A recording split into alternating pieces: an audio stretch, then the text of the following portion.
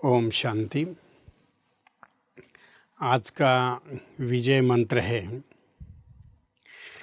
हमारे सोच, हमारे विचार ये भारहीन होते हैं और यही विचार जब हम बार बार उसके ऊपर सोचते हैं तो वो विचार भारी बन जाते हैं।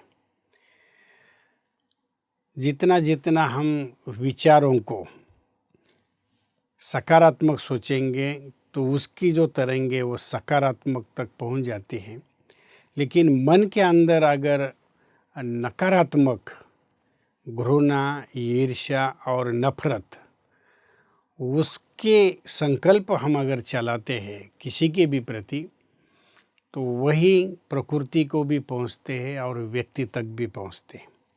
इसीलिए जीवन में जितना आप सकारात्मक सोचते जाएंगे उतने नकारात्मक जो संकल्प है, थॉट्स जो आपके क्रिएट होते हैं वो हल्के होते जाएंगे, क्योंकि नकारात्मकता के लिए कोई भी फाउंडेशन नहीं होता है।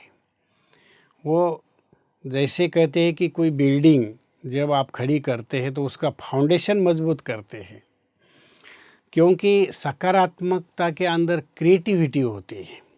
जीवन के अंदर जब भी कोई कार्य का निर्माण करना होता है तो उसके लिए उसके बारे में अच्छा से सोचा जाता है, तब वो भवन निर्माण हो जाता है।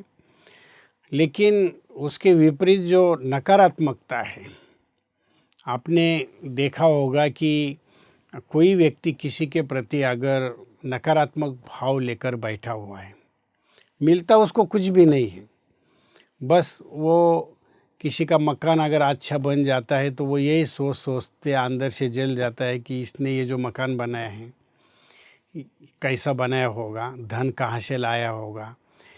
पड़ोसी का देखते उसके अंदर की जो ईर्ष्या है, घृणा है, नफरत है, वो इतनी बढ़ जाती है कि खुद ही उसका मन कुलसित हो जाता है और वो परेशान हो जाता है। पड़ोसी ने उसका कुछ भी नहीं किया है, लेकिन इसकी खुशी, उसका भव्यता और दिव्यता, उसकी उन्नति देखते ही इसकी जो खुशी है वो गायब हो जाती है। तो ये जो एक नकारात्मकता व्यक्ति के अंदर निर्माण हो जाती है वो कभी भी उसको आगे नहीं बढ़ने देती है। इसीलिए चाहे हमारा पड़ोसी कैसा भी हो, उसके प्रति आप अच्छा सोचेंगे तो ऑटोमेटिक आपका अच्छा हो जाएगा। जैसे एक बार कहते हैं कि एक व्यक्ति भगवान की बहुत ही पूजा करता था, उसकी ईश्वर के प्रति बहुत ही आस्था थी। तो एक दिन भगवान उसको प्रसन्न हो गया और भगवान ने कहा कि मैं तुम्हारी आस्था के ऊपर प्रसन्न हो गए, तुम वरदान मांग लो। राजा को कहा कि ठीक है, आप बोलिए।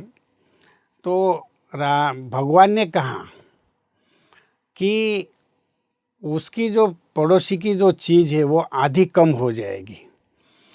तो जब इस व्यक्ति को खुशी हो गई कि भगवान ने वरदान दे दिया है कि उसकी जो चीज़ है वो आधी कम हो जाएगी।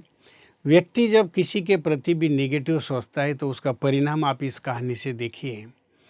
तो कहा कि भगवान मेरी एक आँख चली जाए।